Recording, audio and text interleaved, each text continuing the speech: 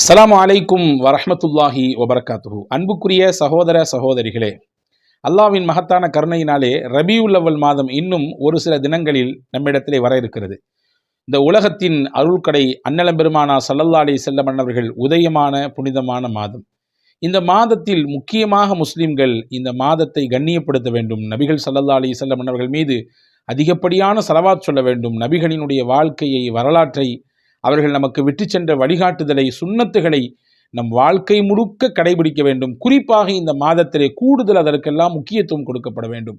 எனவேதான் உலகெங்கிலும் வாழக்கூடிய முஸ்லிம்கள் இந்த மாதத்திலே நபியை பற்றி அதிகமாக பேசுவதையும் கேட்பதையும், நபி புகழ் பாடுவதையும், நபிகளின் மீது ஸலவாத்து சொல்வதையும், கோடிக்கணக்கான ஸலவாத்துகள், லட்சக்கணக்கான கூட்டங்கள் இதுவெல்லாம் நடப்பதையெல்லாம் நாம் பார்க்கிறோம். அன்பான சகோதரர்களே, நபி ஸல்லல்லாஹு அலைஹி வஸல்லம் பிறந்திருக்காங்கன்னு சந்தோஷப்படுறது ஒரு பெரிய பாக்கியம். அந்த மாதம் வருதுன்னு நினச்சி சந்தோஷப்படுறது பாக்கியம். அல்குரானில் அல்லாஹ் சொல்கிறான், சந்தோஷப்படணுன்றான். ரசூலுல்லாவை பார்த்து சந்தோஷப்படணும். அவங்களுடைய பிறப்பை நினைத்து சந்தோஷப்பட வேண்டும். யாருக்கு எரிச்சல் வரும், யாருக்கு இறுக்கம் வரும் என்றால் நீங்கள் மன்னித்து கொள்ள வேண்டும். நான் உண்மையை சொல்லத்தான் போகிறேன். ஹதீஸ் ஷரீஃபிலே வந்திருக்கிறது, நபிகள் நாயகம் ரசூலுல்லாஹி ஸல்லல்லாஹு அலைஹி வஸல்லம் சொன்னார்கள், 4 நேரத்திலே இப்லீஸ் ஓலமிட்டு அழுதான், கதறினான், கூப்பாடு போட்டான். 4 நேரத்திலே அழுதான் என்றார்கள் நபிகள் நாயகம் ரசூலுல்லாஹி ஸல்லல்லாஹு அலைஹி வஸல்லம். ஒன்று, அல்லாஹுவினால் அவன் லானத் செய்யப்பட்ட பொழுது, சபிக்கப்பட்ட பொழுது. 2வது, அவன் இந்த உலகத்திற்கு இறக்கிவிடப்பட்ட பொழுது. மலக்குகளுக்கெல்லாம் லீடரெல்லாம் அவன் இருந்தான், மலக்குகளுக்கெல்லாம் ஹெட்டாலாம் இருந்தான். அவன் அங்கிருந்து வெளியேற்றப்பட்ட பொழுது. 3வதாக முஹம்மது நபி ஸல்லல்லாஹு அலைஹி வஸல்லம் அவர்கள் நபி என்ற அறிவிப்பு செய்யப்பட்ட பொழுது, நபித்துவம் கிடைக்கப்பட்ட பொழுது. அதே போன்று 4வது அந்த பட்டியலிலே தான் முஹம்மது ஸல்லல்லாஹு அலைஹி வஸல்லம் பிறக்கும் பொழுது அவனுக்கு எரிச்சல் ஏற்பட்டது, கடுமையான ஓலமிட்டு அழுதான், கூப்பாடு போட்டான், கதறினான் என்றெல்லாம் நபிகள் நாயகம் ரசூலுல்லாஹி ஸல்லல்லாஹு அலைஹி வஸல்லம் சொன்னாங்க. எனவே நபி ஸல்லல்லாஹு அலைஹி வஸல்லம் பிறந்த மாதம் வருது அப்படின்னு நினச்சி சந்தோஷப்படுறது ஒரு பெருங்கூட்டம். இது அப்படி இல்லை, இப்படி இல்லை என்று அதை விமர்சித்து கொண்டு அதை தேவையில்லாத வம்புக்கிழுத்து விதண்டாவாதம் செய்வது, அது யாரை பின்பற்றக்கூடியவர்கள் அதை செய்வார்கள் என்பதை உங்கள் கவனத்துக்கே நான் விட்டு விடுகிறேன். எனவே நாம் சந்தோஷப்பட வேண்டும். நபி ஸல்லல்லாஹு அலைஹி வஸல்லமுடைய மாதம் வருகிறது என்று நாம் மகிழ்ச்சி அடைய வேண்டும். அதை நபிகளை எல்லா தரப்பு மக்களுடைய காதுகளுக்கும் கொண்டு போய் சேர்க்க வேண்டும். எனவேதான் உலகெங்கிலும் சீரத் பேசப்படுகிறது, ரசூல் ஸல்லல்லாஹு அலைஹி வஸல்லம் வரலாறுகள் பேசப்படுகிறது. அவர்கள் விட்டு சென்ற உயர்தரமான சுன்னத்துகளை உம்மத்திற்கு எடுத்து செல்ல வேண்டிய பொறுப்பும் கடமையும் நமக்கு இருக்கிறது. வாழ்வியல் வழிகாட்டி அன்னலம் பெருமானார் ஸல்லல்லாஹு அலைஹி வஸல்லம் அவர்கள் இல்லையா? சந்தோஷப்படணும், ரசூலுல்லாவை நினைச்சு சந்தோஷப்படணும். உங்களுக்கு தெரியும், அபூ லஹப்னு ஒருத்தர் தான். புகாரி ஷரீஃபில் ஹதீஸ் இருக்கிறது. அபூ லஹப் யாருன்னு நமக்கு எல்லாத்துக்கும் தெரியும். சூரா தப்பத் யதா, சூரா லஹப் என்கின்ற அத்தியாயத்தில் அல்லாஹ் அவரை சபிக்கிறான் இல்லையா? சபிக்கிறான். ஆனால் அபூ லஹபுக்கு அல்லாஹ் கொடுத்த ஒரு சின்ன ஒரு ப்ளஸ் பாருங்களேன். முஹம்மது ஸல்லல்லாஹு அலைஹி வஸல்லம் பிறந்திருக்காங்கன்ற செய்தியை அபூ லஹபிடத்திலே பணிப்பெண்ணாக, அடிமை பெண்ணாக இருந்த சுவைபா என்ற பெண்மணி கொண்டு வந்து அபூ லஹபிடத்தை சொல்ல போகிறாங்க. ஏன்னா அவங்க குலத்தில் பிறந்த அப்துல்லா, ரசூல் ஸல்லல்லாஹு அலைஹி வஸல்லம் தகப்பனாரின் பெயர். அவர் செல்ல பிள்ளை. அவர்களோடு கூட பிறந்த சகோதரர்கள் நிறைய உண்டு. அதிலே ஒருவர் தான் அபூ லஹப். நபி ஸல்லல்லாஹு அலைஹி வஸல்லம் அவர்கள் பிறந்திருக்கிறாங்க. அதாவது அப்துல்லாவிற்கு பிள்ளை பிறந்ததற்கு ஆம்பளை பிள்ளை. அதுதான் வளர்ந்து ஆளாகி இந்த உலகத்திற்கு அருள் கொடையாக அல்லாஹ் ஆக்கி தந்தான் அந்த முஹம்மது ஸல்லல்லாஹு அலைஹி வஸல்லம் அவர்களை. அந்த செய்தியை கொண்டு வந்து யாரு கொடுக்குறான்னா, அபூ லஹபிடத்தில் வேலை பார்த்த அந்த பணிப்பெண்மணி, அந்த அடிமை பெண் தன்னுடைய எஜமான அபூ லஹபிடத்திலே வந்து சொன்னாங்க, அபிஷிர் யா அபா லஹப், அபூ லஹபே உங்களுக்கு சோபனம் உண்டாகட்டும், உங்களுடைய சகோதரர் அப்துல்லாவிற்கு ஆண் குழந்தை பிறந்திருக்கிறது. எவ்வளவு அழகாக இருக்கிறார் அவர், எவ்வளவு வசீகர தோற்றம் அந்த குழந்தை அப்படின்னு சொல்லி சந்தோஷத்தில் அந்த பெண்மணி சொன்ன உடனே அபூ லஹப் உடனேயே கையை காட்டி சொன்னார், இந்த சிறப்பு செய்தியை, இந்த சந்தோஷத்திற்குரிய செய்தியை, என்னுடைய குடும்பத்தில் ஒரு வாரிசு பிறந்திருக்கிறது என்ற மகிழ்ச்சியான செய்தியை என்னிடத்திலே சொன்னதினாலே இனிமேல் நீங்கள் என்னிடத்தில் அடிமையாக இல்லை, உங்களை நான் உரிமை விட்டு விட்டேன்.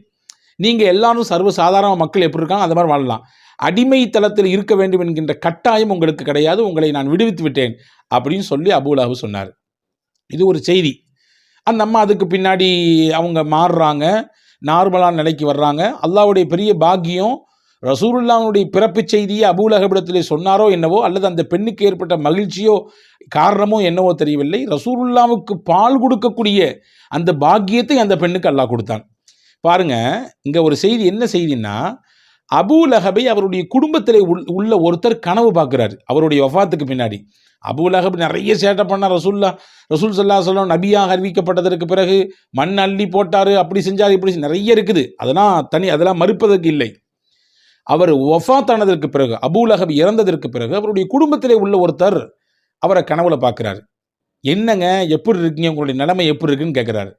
அவர் சொன்னார், கடுமையான வேதனையிலே இறைவன் என்னை வாட்டி எடுக்கிறான். ஆனாலும் எனக்கு ஒரு ஆறுதல். என்ன ஆறுதல் அப்படின்னா, திங்கட்கிழமை வந்துச்சுன்னா வல்ல இறைவன் அல்லாஹ் என்னுடைய இந்த விரலினுடைய நுனியிலிருந்து ஒரு மதுரமான ஒரு நீரை சுரக்கச் செய்கிறான். அந்த தண்ணியை கொஞ்சம் நான் நாவில் வைத்து சுவைத்துக் கொள்வதனாலே என் வேதனையில் ஒரு சிறு பகுதி அதன் மூலம் எனக்கு ரிலீஃப் ஆகுது, எனக்கு கொஞ்சம் ரிலாக்ஸாக இருக்குது, அந்த தண்ணி கிடைக்குது. இது ஒவ்வொரு வாரமும் திங்கட்கிழமை எனக்கு கிடைக்குது. நான் நினைக்கிறேன், அந்த அடிமை பெண் சுவைபாவை நான் உரிமையிட்டேன். அந்த அடிமை தளத்திலிருந்து நான் விடுவிப்பதற்கு இந்த விரலை தான் பயன்படுத்தினேன். அல்லாஹ் முஹம்மது நபியினுடைய அந்த பிறப்பு செய்தியை அந்த பெண்மணி சொன்னதினாலே எனக்கு இந்த மாதிரியான ஒரு சின்ன ரிலாக்ஸேஷன் அல்லாஹ் கொடுத்திருக்கிறானோ என்று நினைக்கிறேன் என்று அபூலஹப் தன்னுடைய குடும்பத்து மனிதரிடத்திலே சொன்னதாக ஒரு செய்தியை உருவத் இப்னு ஸுபைர் ரலியல்லாஹு அன்ஹு அவர்கள் சொல்வதாக இமாம் புகாரி ரஹ்மத்துல்லாஹ் பதிவு செய்கிறாங்க. அன்பான சகோதரர்களே, அபூலஹப் நரகத்திற்குரியவன் என்கின்ற பெயரை குர்ஆனிலே அல்லாஹ் பதிவு செய்கிறான். எப்படிப்பட்ட வேதனை இருக்குன்றதையும் அல்லாஹ் சொல்கிறான். சொல்லப்போனால் குர்ஆனிலேயே நபிகள் நாயகம் ஸல்லல்லாஹு அலைஹி வஸல்லம் அவர்களை எதிர்த்த எதிரிகளின் பட்டியலிலே ஒரே ஒரு பெயரோடு இடம்பெறக்கூடியவர் அபூலஹப் மட்டும்தான். ஆனால் அந்த அபூலஹப் முஹம்மது ஸல்லல்லாஹு அலைஹி வஸல்லம் பிறப்பு வருகிறது, பிறப்பு செய்தியை கேட்ட மாத்திரத்தில் சந்தோஷத்தில் உச்சகட்டமான மகிழ்ச்சியிலே ஒரு நல்ல காரியம் செய்தார். அந்த பெண்மணியை விடுவித்தார் அடிமைத்தனத்திலிருந்து. அல்லாஹ் அந்த சந்தோஷத்திற்கு கொடுத்த பரிசு. நபி பிறந்து விட்டார்கள் என்பதனாலே, அது அவருக்கு தெரியாத அது நபி என்றது. ஆனால் பின்னால் காலத்தில் வரக்கூடிய ஒரு உலகத்தினுடைய இறுதி தூதர் ஸல்லல்லாஹு அலைஹி வஸல்லம் அன்னவர்களின் துவக்கம், அந்த பிறப்பு, அதை கேட்டு சந்தோஷப்பட்டதினாலே அல்லாஹ் அவருக்கு கொடுக்கக்கூடிய ஒரு சின்ன ரிலாக்ஸ் இது என்று வரலாற்று அறிஞர்கள், ஹதீஸினுடைய விரிவுரையாளர்கள் நமக்கு சொல்லித்தராங்க. எனவே நான் மகிழ்ச்சி அடைய வேண்டும். ரசூல் ஸல்லல்லாஹு அலைஹி வஸல்லம் பிறப்பு வரப்போகுது, அந்த மாதம் வருது. ரசூலுல்லாஹ்வுடைய செய்திகள் நிறைய கேட்கணும். எக்கச்சக்கமான இடங்களிலே, தமிழகத்திலும் சரி, தமிழகம் தாண்டி கடல் கடந்த நாடுகளிலும் சரி, ரசூலுல்லாஹி ஸல்லல்லாஹு அலைஹி வஸல்லம் சீராக்கள் பேசப்படுகிறது. நிறைய ஆலிம்கள் நபிகளுடைய நல்ல செய்திகளை அவர்கள் வாழ்க்கையிலே விட்டு சென்ற, நமக்கு வழிகாட்டி சென்ற எக்கச்சக்கமான வாழ்வியல் செய்திகளை எல்லாம் நமக்கு தர இருக்கிறாங்க. அந்த மாதிரியான கூட்டங்களை கண்டிப்பாக பயன்படுத்தி கொள்ள வேண்டும். நபியை பற்றி பேசுவதும் கேட்பதும் இபாதத் இல்லையா? ரசூலுல்லாஹ்வை பற்றி கேட்கறதும் சரி, பேசுறதும் சரி. நபியினுடைய சபையிலே, ஸலவாத்து சொல்லப்படக்கூடிய சபையிலே நபியோடு சம்பந்தப்பட்ட அனைத்து விஷயங்களிலும் நாம் இருப்பது, அது நமக்கு பெரிய இபாதத், நமக்கு பெரிய நன்மைகளை பெற்றுத்தரும். எனவே இந்த மாதத்தினுடைய துவக்கத்திலேயே இந்த செய்தியை நான் உங்களுக்கு சொல்கிறேன். உற்சாகமாக, சந்தோஷமாக இந்த மாதத்தை வரவேற்போம். இந்த மகிழ்ச்சியை கொண்டே அல்லாஹ் நம்மை நாளை மறுமையிலே அந்த பூமான் நபி ஸல்லல்லாஹு அலைஹி வஸல்லம் அவர்களோடு சேர்ந்து சொர்க்கத்தில் இருப்பதற்கு தௌஃபீக்கை தருவானாக. ஆமீன். வஸ்ஸலாம். அஸ்ஸலாமு அலைக்கும்.